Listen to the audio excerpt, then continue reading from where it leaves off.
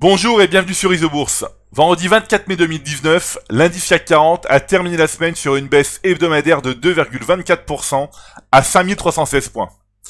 Alors le croisement haussier des courbes de pression ISOBourse 5 et 20 mois qui se dessinait au début du mois de mai 2019 sur le CAC 40 est désormais très hésitant à quelques séances de la fin du mois. Il faut rappeler que la proximité d'un croisement des courbes de pression ISOBourse 5 et 20 mois est très souvent synonyme de forte volatilité et qu'un échec de croisement serait un nouveau signal négatif à moyen terme pour la bourse de Paris. Aux États-Unis, l'indice des semi-conducteurs, donc le SOX, n'affiche plus le même optimisme qu'au début du mois de mai 2019. À moyen terme, les courbes mensuelles ISOBourse ont repris le chemin de la baisse et le croisement haussier s'éloigne. Il en est de même, sur le long terme, où les courbes trimestrielles ISOBourse sont toujours sous l'influence négative du croisement baissier validé au quatrième trimestre 2018. Quant au S&P 500, il éprouve lui aussi des difficultés à réaliser son croisement haussier des courbes de pression ISOBourse 5 et 20 mois, pourtant, très proche il y a 3 semaines. En revanche, il faut encore noter la résistance des courbes trimestrielles ISOBourse sur l'indice élargi de la bourse de New York. Un élément, qui est à souligner et qui vient tempérer le pessimisme ambiant. Du côté des valeurs maintenant, et notamment des actions qui composent l'indice CAC 40, jetons un œil à celles qu'il ne faut pas détenir en portefeuille, c'est-à-dire les titres dont les courbes mensuelles ISOBourse sont toujours baissières. On va sélectionner ici rester à l'écart, voilà. On va commencer avec la première valeur, Accor Hotel. Accor Hotel, un signal baissier validé en août 2018, 35% de baisse depuis le signal.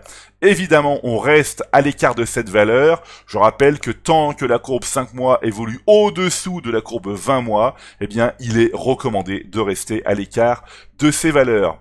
On continue ici avec ArcelorMittal. ArcelorMittal, un signal baissier validé en août 2018. 45% de baisse depuis, là aussi des courbes toujours baissières, évidemment on reste à l'écart d'ArcelorMittal.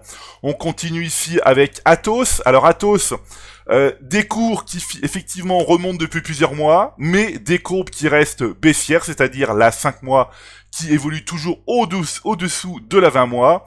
Un signal baissier validé en novembre 2017, 22% de baisse. Il est préférable toujours de rester à l'écart de Atos. On continue ici avec BNP Paribas. BNP Paribas, un signal baissier validé en mars 2018. Donc les courbes de pression 5 et 20 mois se croisent à la baisse. 23% de baisse depuis. Les courbes, pour l'instant, ne montrent pas un signal à proximité, un signal très proche, donc on reste à l'écart de BNP Paribas. On continue encore ici avec Bouygues. Bouygues, là aussi, avril 2018, les courbes 5 et 20 mois se croisent à la baisse, 19% de baisse depuis le signal, des courbes toujours mal orientées, on reste à l'écart de Bouygues, voilà, et puis on va descendre en bas de la liste, on va trouver, Valeo, voilà, un signal baissier validé en juillet 2017, 55% de baisse depuis, des courbes de pression qui sont toujours baissières, évidemment, on reste à l'écart de Valeo.